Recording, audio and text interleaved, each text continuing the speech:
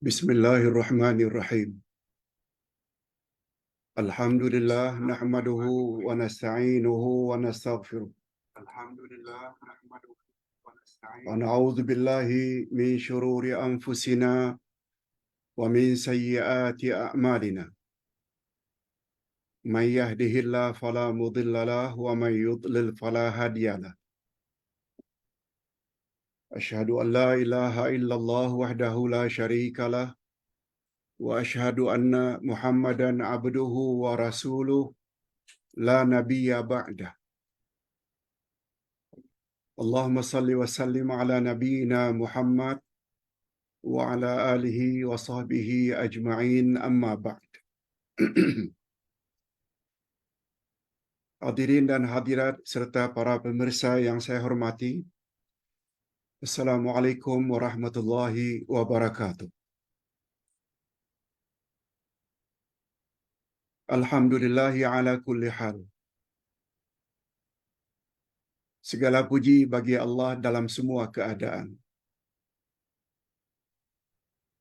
Mohon maaf, lebih kurang 15 menit kita tergendala karena masalah teknikal. Tapi sekarang nampaknya sudah mula boleh untuk kita teruskan.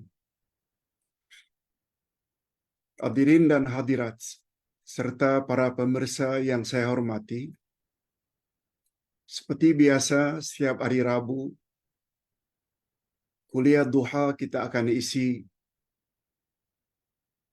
dengan subjek Al-Asma'ul Husna, nama-nama Allah. Yang pada pagi ini tibalah giliran nama Allah Al-Wahid.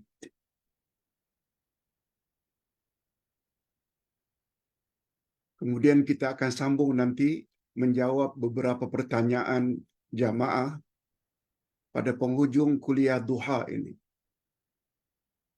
InsyaAllah.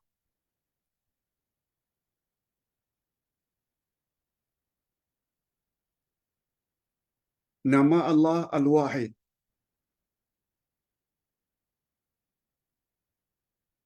Yang menjadi topik perbincangan utama pagi ini, yang artinya yang Maha Esa. Allah yang Maha Esa.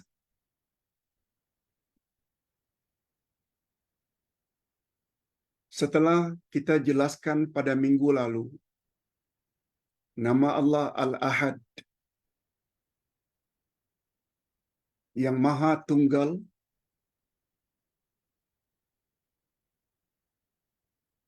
hari ini kita akan bahas nama Allah Al-Wahid.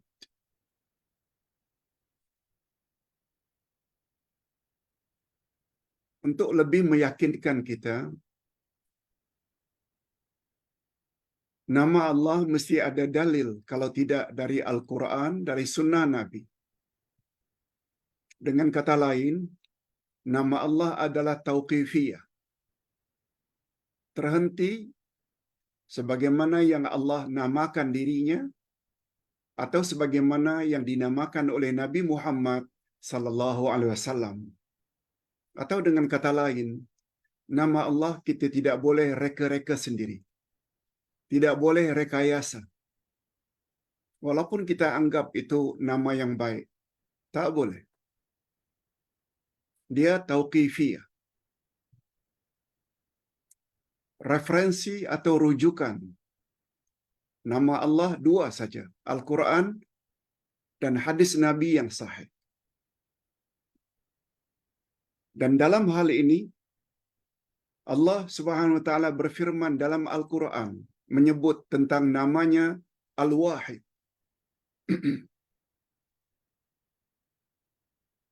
Kalau nama Allah Al-Ahad, kita sudah tahu sebagaimana dalam surat Al-Ikhlas, A'udzubillahi minasyaitonirrajim, Qul huwallahu ahad. Mana pula ayat yang mengatakan tentang nama Allah itu Al-Wahid? Ini dia. Surat Ar-Ra'd ayat 16. Ayat yang ke-16. Siapa yang memiliki buku ini boleh lihat pada halaman 249. Allah berfirman, Qulillahu khaliqu kulli syai' wa huwal wahidul qahhar. Katakan, hai Muhammad, Allah adalah pencipta segala sesuatu. Dialah Tuhan yang Maha Esa, Al-Wahid, Al-Qahhar, lagi Maha Perkasa. Itu dia dalil tentang adanya nama Allah Al-Wahid.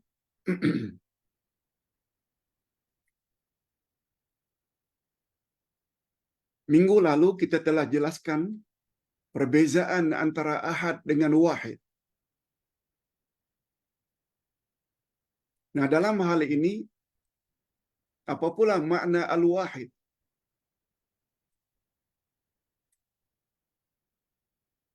Supaya lebih jelas, Ustaz baca sedikit makna Al-Wahid. Perkataan Al-Wahid dalam bahasa Arab mempunyai dua makna.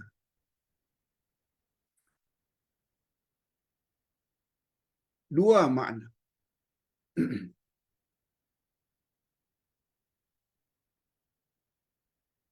Yang pertama, Wahid adalah nama untuk memulai bilangan.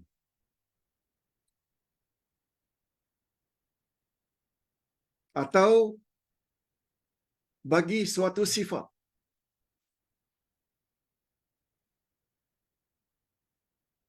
Memulai bilangan seperti kata kita wahid, isnain, salasa, one, two, three, satu, dua, tiga. Itu wahid untuk menyatakan permulaan bilangan. Atau bagi sesuatu sifat.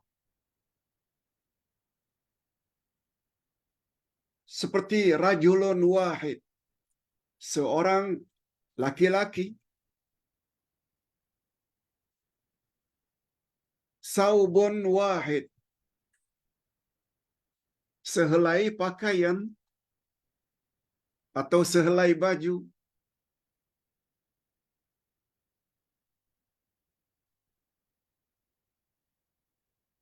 Tak boleh kita gunakan istilah rajulun ahad. Nah,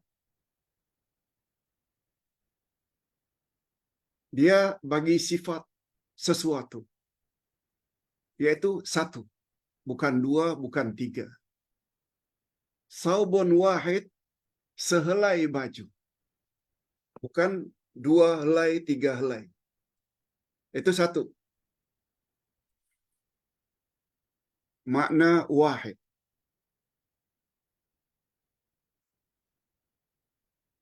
Makna yang kedua, bagi wahid, makna yang kedua, satu nama yang membawa makna tiada tandingan. Tiada persamaannya. Tiada tandingan, tiada persamaan.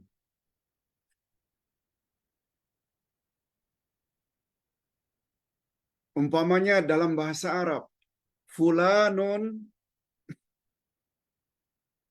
wahidul alam. Fulanun, si anu atau si fulan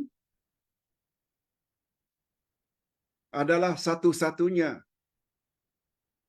Hanya seorang di dunia ini.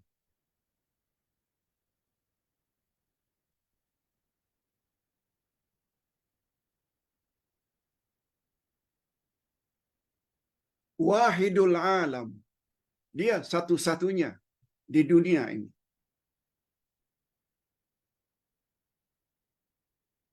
Pernah dulu lebih kurang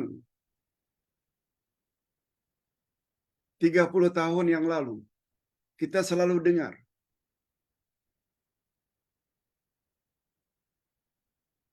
orang yang paling hebat dalam berpidato di dunia ini dua. Soekarno dari Indonesia dan Fidel Castro dari negara Cuba. Dua orang. Dengan maksudnya tidak ada yang boleh lawan dua orang insan ini. Soekarno dari Indonesia dan Fidel Castro daripada Cuba. Itu dua orang. Kalau umpamanya ada satu orang yang pakar, yang ahli, tidak ada tandingannya dalam matematik, fulanon wahidul alam. Dia orang yang paling hebat di dunia ini dalam bab matematik. Tak kira siapalah orangnya. Itu makna wahidun di sini. Dengan makna kedua. Yaitu tiada tandingannya. Tidak ada tolok bandingannya. Tidak ada yang setara dengannya.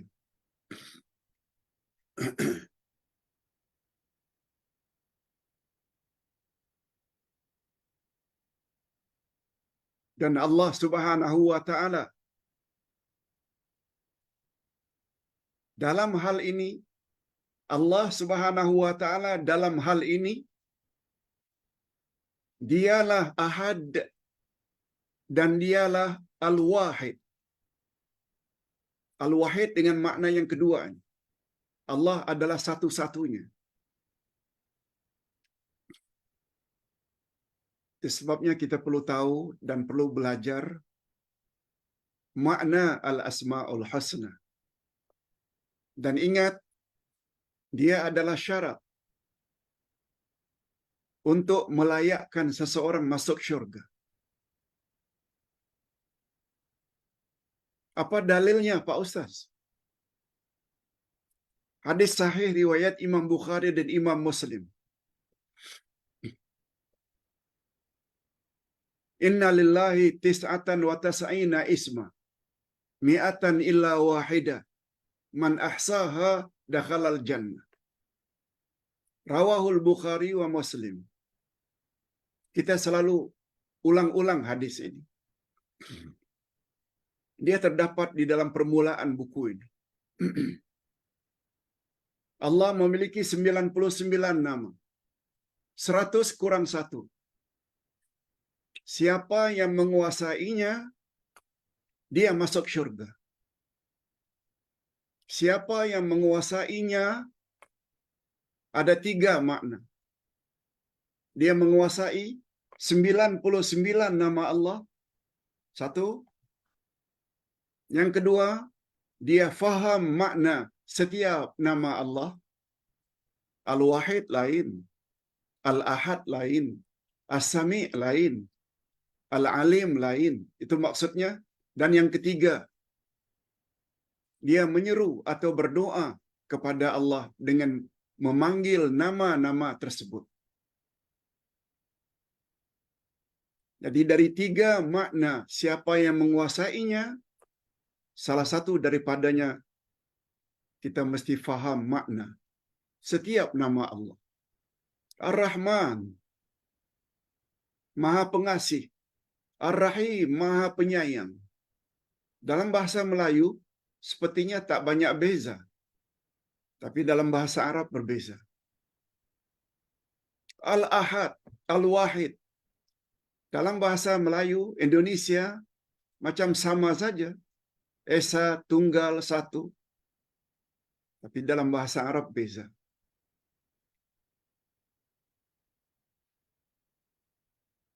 Apalagi Al-Asma'ul Husna ini, cara yang paling tepat untuk mengenal Allah. Sehingga dikatakan oleh Sayyidina Ali, Awwaluddin ma'rifatullah. Awal-awal agama mengenal Allah. Kata orang-orang tua Melayu kita, tak kenal maka tak sayang. Sungguh tepat. Membuat suami sayang isteri karena dia kenal sikap istrinya yang sayang kepadanya, yang melayannya dengan baik dalam segala hal. Setelah suami kenal dari dekat, membuat dia semakin sayang. Makin tua makin sayang. Begitu juga sebaliknya. Bila isteri kenal betul-betul keikhlasan dan kebaikan suami, dia akan sayang pada suaminya. Begitulah prinsipnya. Sehingga orang tua-tua berkata, tak kenal maka tak sayang. Bila dah kenal baru datang sayang. Lebih kurang begitulah prinsipnya. Selagi kita tak kenal Allah, kita tak boleh sayang Allah itu dengan pemahaman yang sebenar. Kaji satu demi satu nama-nama Allah. Kaji tafsir Al-Quran. Sebab Al-Quran itu kalamullah. Baru meresap di dalam hati kita, sayang sungguh-sungguh kita kepada Allah. Macam mana tak sayang? Dia yang mencipta kita dengan sempurna. Dia beri kita akal. Dia beri kita segala bentuk nikmat. Bukan hanya nikmat duniawi, kesehatan, anggota yang lengkap,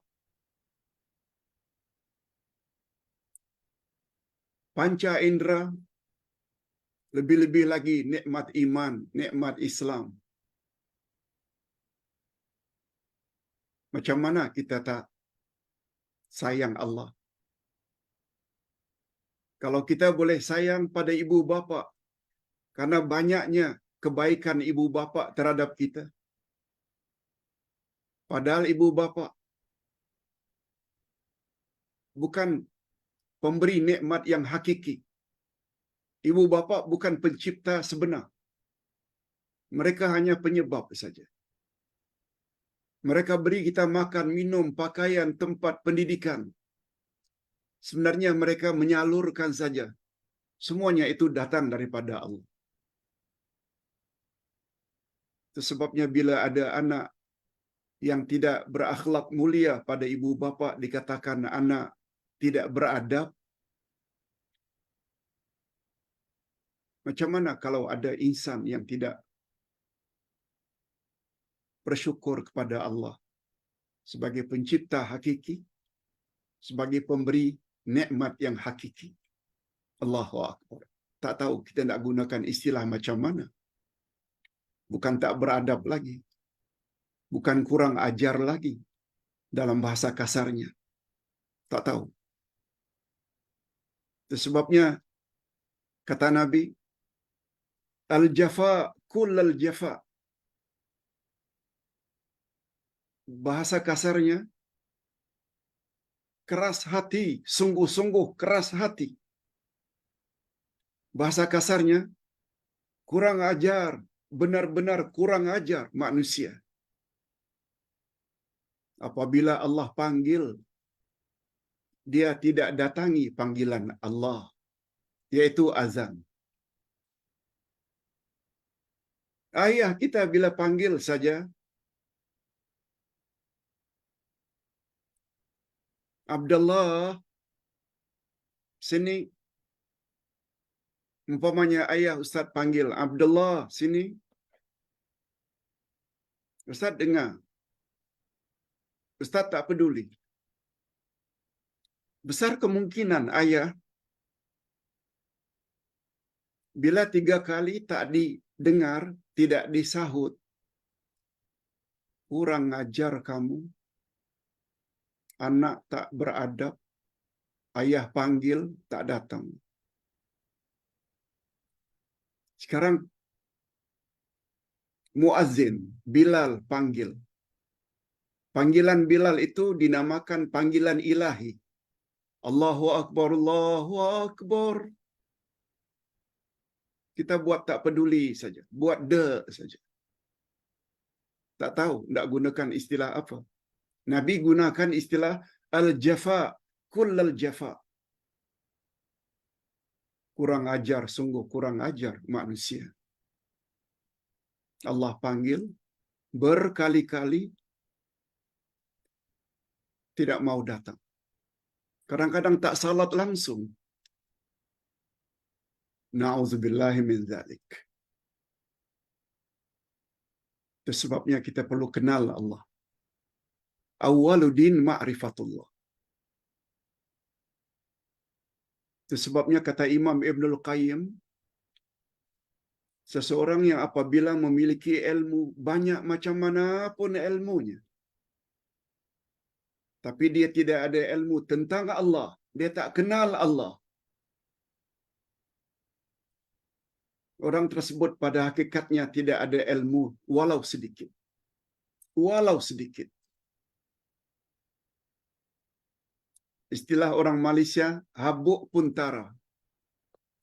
Sebesar debu pun tak ada ilmunya. Walaupun dia bergelar profesor, doktor, master dalam ilmu-ilmu tertentu.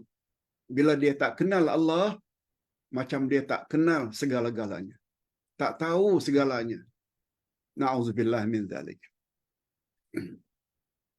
Okey, itu tentang makna wahid. Tiada tolok bandingannya. Tiada yang serupa dengannya secara mutlak.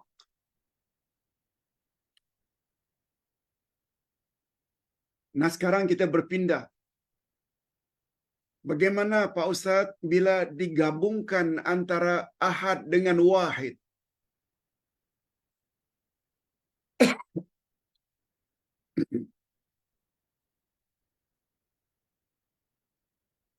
Bila dua nama Allah itu kita combine, kita gabungkan ahad dan wahid.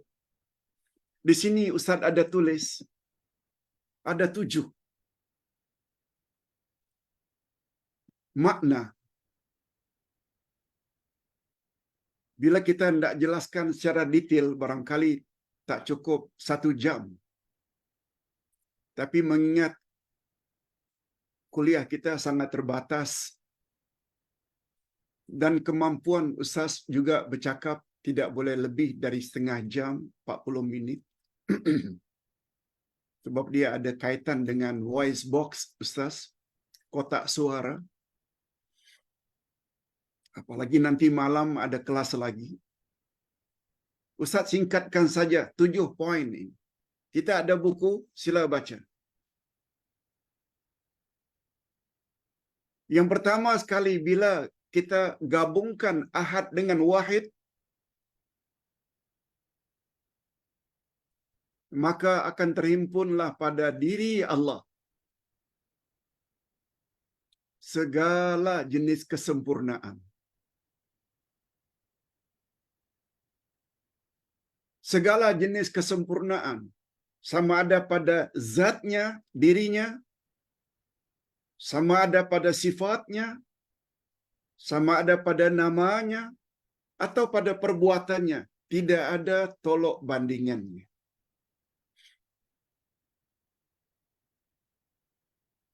Ustaz buat contoh satu saja. Allah itu hidup. Hidup itu sifat. Ustaz juga hidup. Tapi hidup yang ada di sisi Allah satu-satunya. Tak ada yang serupa. Sebab dia tidak bermula dari mati atau tiada. Hidupnya Allah tidak berakhir dengan kematian atau binasa. Semua makhluk, hatta malaikat, jin, manusia, binatang, tumbuh-tumbuhan bermula dari tiada dan akan berakhir dengan binasa. Contoh, bila kita combine nama Allah Ahad dengan Wahid. Yang kedua, Allah Subhanahu wa taala itu tunggal pada permulaannya dan akhirannya. Itu yang kita maksudkan, dia tak bermula dan tidak berakhir. Itu makna esa atau tunggalnya. Yang ketiga, Allah itu esa tunggal dari sudut tiada persamaan. Manusia kadang-kadang ada persamaannya. Exactly. Dalam 1 juta ada orang yang rupanya macam serupa, tingkah lakunya macam serupa, tapi mesti ada perbedaan antara makhluk dengan makhluk. Tapi dengan Allah tidak.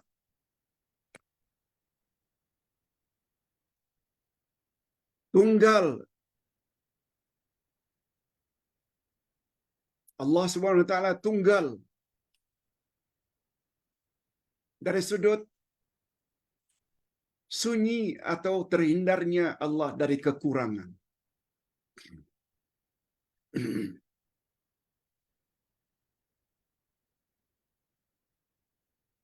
Manusia barangkali boleh serupa, tapi dari segi kekurangan barangkali berbeza. Tapi Allah Subhanahu wa taala sunyi. Tidak sedikit pun dicemari oleh kekurangan. Tidak ada. Allah juga tunggal dalam rububiyahnya, dalam perbuatan-perbuatannya. Sebab segala perbuatan Allah mesti ada hikmahnya. Mesti ada kebaikan di balik perbuatan Allah. Walaupun nampaknya macam tidak kita sukai, mesti ada hikmahnya. Ini lebih-lebih lagi, Allah itu tunggal dalam hal berhak disembah. Mana-mana selain Allah tidak ada yang layak disembah. La ilaha illallah. Esa, hanya dia saja. Kalau ada yang menyembah, beribadah kepada selain Allah, syirik hukumnya.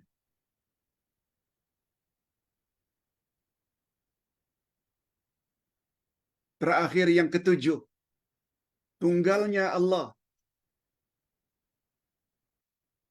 Bahwa Allah itu tidak pernah terpisah. Sebagaimana yang kita contoh. Kalau ini makna wahid bagi makhluk. Kalau kita buka tutupnya, dia tetap wahid. Kita tambah, selagi dia bersatu, semuanya wahid. Tapi Allah, esanya, tunggalnya, tidak terdiri dari bahagian-bahagian. Okey, itu dari sudut jika digabungkan antara ahad dengan wahid.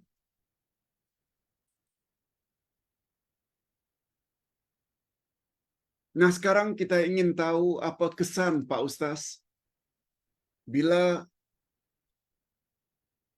kita benar-benar sudah faham makna wahid.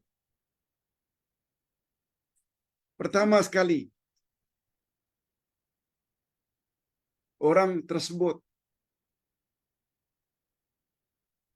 senantiasa akan teguh memperjuangkan kebenaran di jalan Allah.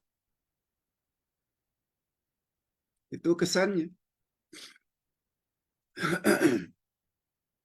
Sebab dia tahu yang sempurna itu hanya Allah. tidak ada sedikit pun cacat. Satu-satunya Allah saja yang maha sempurna. Itu sebabnya dia punya prinsip dalam memperjuangkan kebenaran. Selagi ada hujah dalil dari Quran, dia tak takut celaan orang. Orang gelar dia apapun, caci dia apapun, dia sabar menghadapinya. Sebab dia tahu di dunia dia dihina. Nanti di akhirat, di depan mahkamah ilahi, dia akan dibela oleh Allah. Apalagi saksi bagi setiap umat adalah Rasul. Selain dia berpegang Al-Quran, dia juga berpegang pada sunnah Nabi. Dia akan dapat pembelaan di akhirat nanti. Mahkamah ilahi. Itu dia kesan daripada iman kepada nama Allah Al-Wahid. Satu-satunya. Mudah-mudahan kita termasuk ke dalam golongan ini. Orang yang senantiasa memperjuangkan kebenaran. Walaupun apa orang kata. Yang kedua, dia hanya akan bertawakal hanya kepada Allah. Tawakal dengan makna serah diri kepada Allah.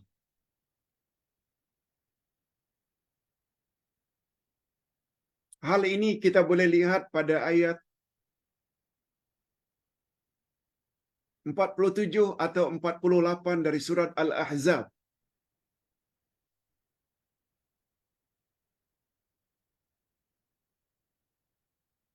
Allah Subhanahu wa taala berfirman kepada Nabi Muhammad sallallahu alaihi wasallam,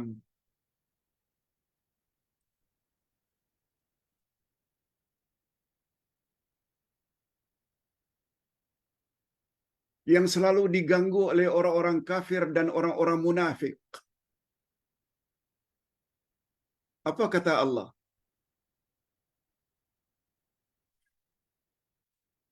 Supaya Nabi Muhammad jangan tunduk kepada orang kafir dan orang munafikin.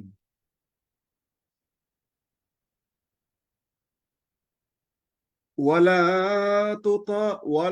tuti'il kafirin wal munafiqin. Wada' adahum wa tawakkal 'ala Allah. Wa kafa billahi wakila. Catat. Tak ada di sini ya. Ya. Surat Al-Ahzab ayat 48. 47 atau 48.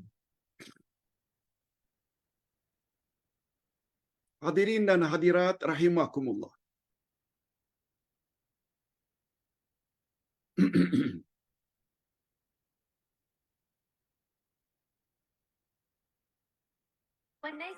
Hai Muhammad, janganlah kamu patuhi orang-orang kafir dan orang-orang munafik. Wada' adahum. Jangan kamu peduli gangguan-gangguan mereka.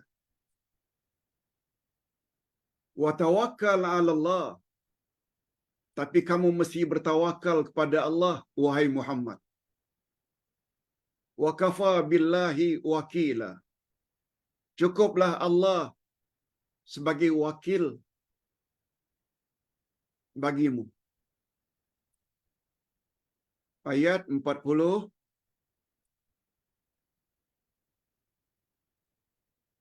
rasanya 48.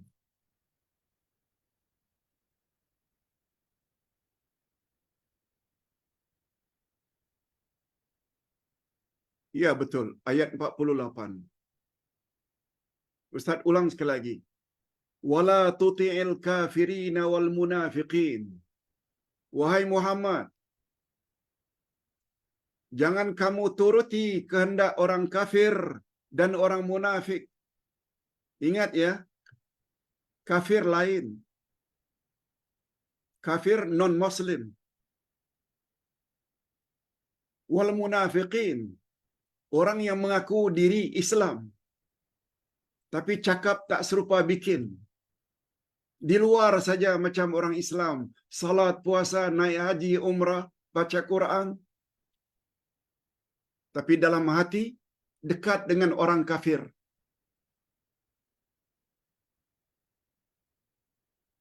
Lebih suka kepada orang kafir daripada orang Islam dalam hal bekerja sama. Munafiklah itu. Muhammad, jangan kamu patuhi kehendak orang kafir non-muslim, wal munafiqin, dan orang-orang Islam yang munafik, lahir luar, lahir dalam.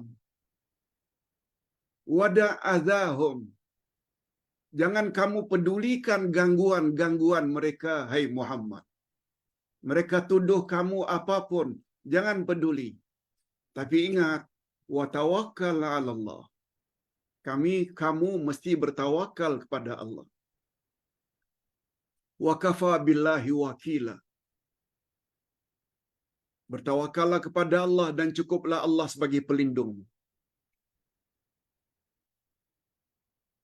Lakukan tahajud jam 4 pagi. Witir, baca Quran, berdoa kepada Allah. Serahkan dirimu kepada Allah. Cukuplah Allah sebagai pelindung. Siapa yang dilindungi oleh Allah, tak ada siapa pun yang boleh ganggu. Allah yang akan protect.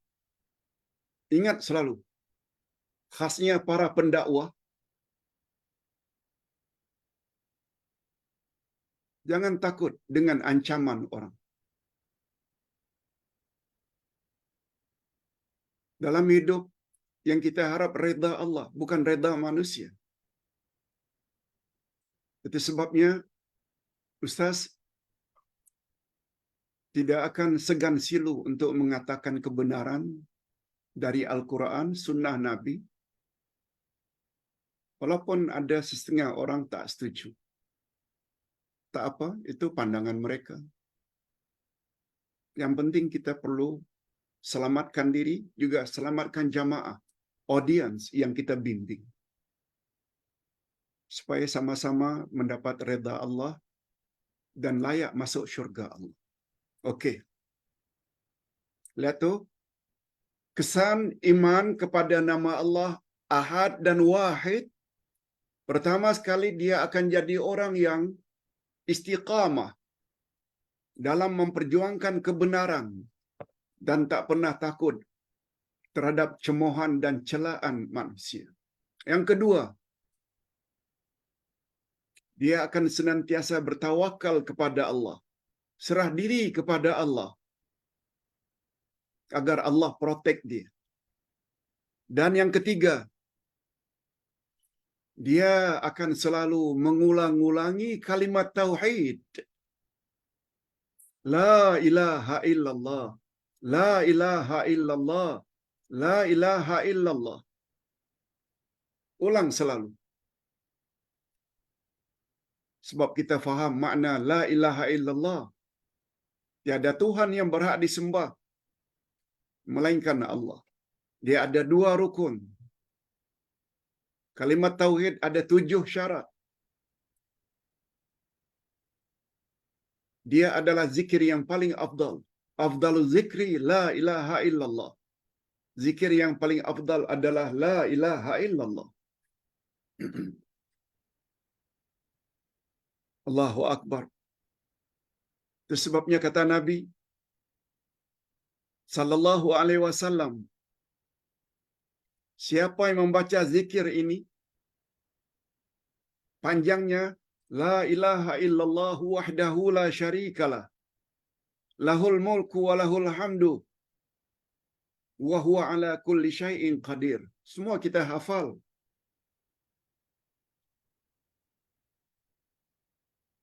La ilaha illallah wahdahu la syarikalah. Lahul mulku wa lahul hamdu wa huwa ala kulli syai'in qadir.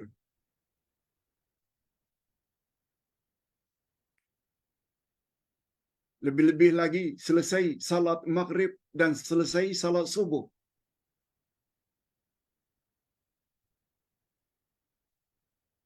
Lebih-lebih lagi bila kita amalkan 100 kali dalam sehari. 100 kali dalam sehari.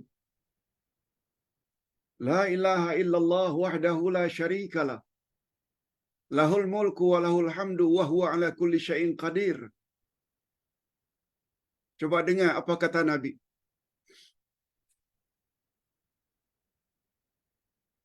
Dia akan mendapat pahala seolah telah memerdekakan 10 hamba sahaya.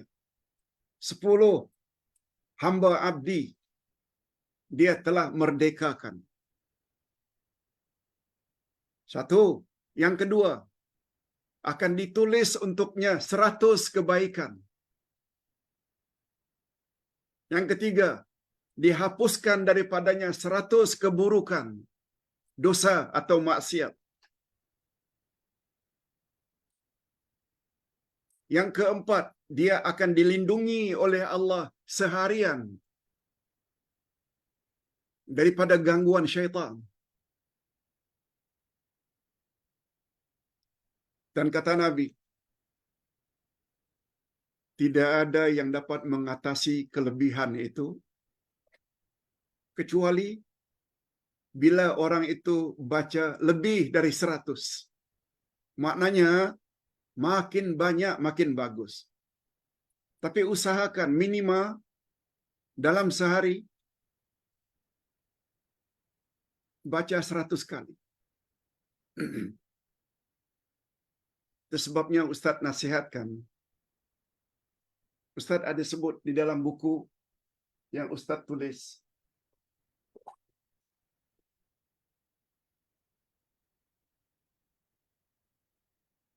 Himpunan salat-salat sunat Rasulullah. Salah satu bacaan yang tak biasa dilakukan oleh masyarakat Islam Nusantara, membaca 25 kali. Subhanallah. Habis salat fardu. Biasanya kan 33, 33, 33. Diakhiri dengan la ilaha illallah wahdahu la syarikalah lahul mulku wa lahul hamdu wa huwa ala kulli syai'in qadir. Kadang-kadang 11 kali. Kadang-kadang 10 kali. Ada satu lagi yang diriwayatkan oleh Imam An-Nasa'i. 25, 25.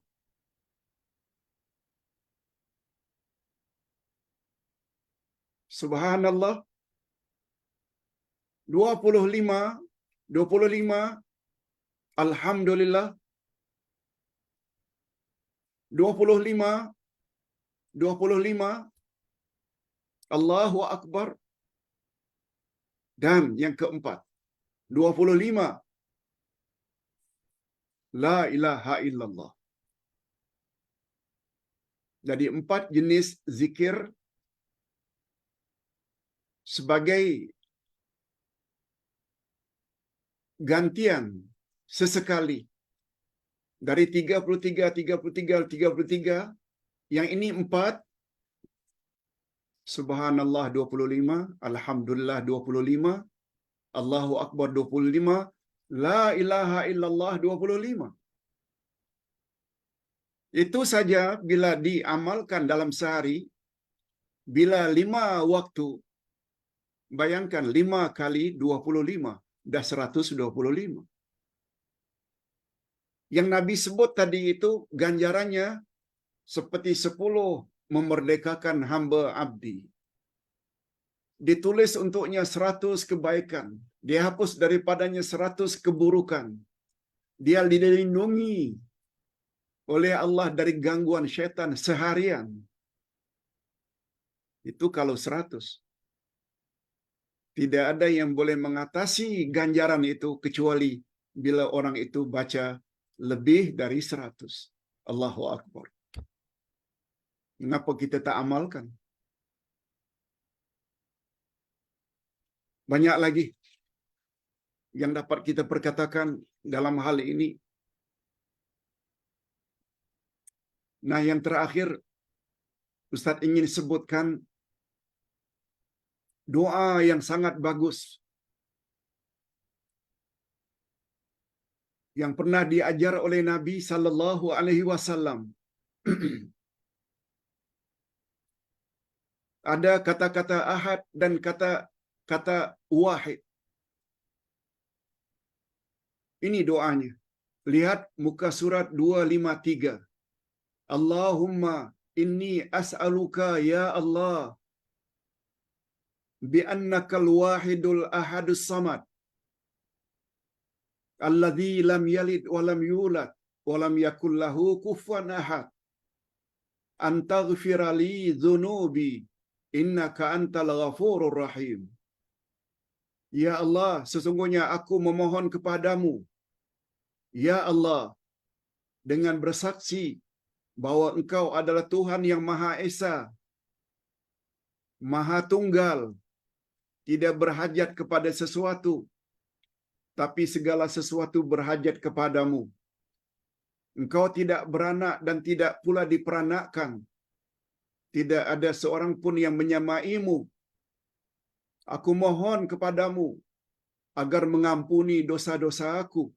Sesungguhnya Engkau Maha Pengampun lagi Maha Penyayang. Selanjutnya apa kata Rasul? Coba dengar baik-baik. Apa komen Rasul bila kita baca doa ini? Dengan membaca doa ini, maka Allah Subhanahu wa taala mengampuni dosa-dosanya. Dan baginda mengulangi kata-katanya itu sebanyak 3 kali. Ini menunjukkan sungguh-sungguh power doa ini.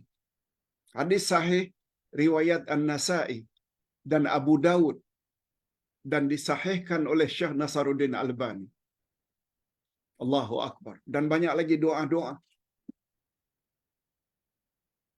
Ini dulu yang dapat Ustaz sampaikan, lebih kurang 45 minit untuk topik nama Allah Al-Wahid.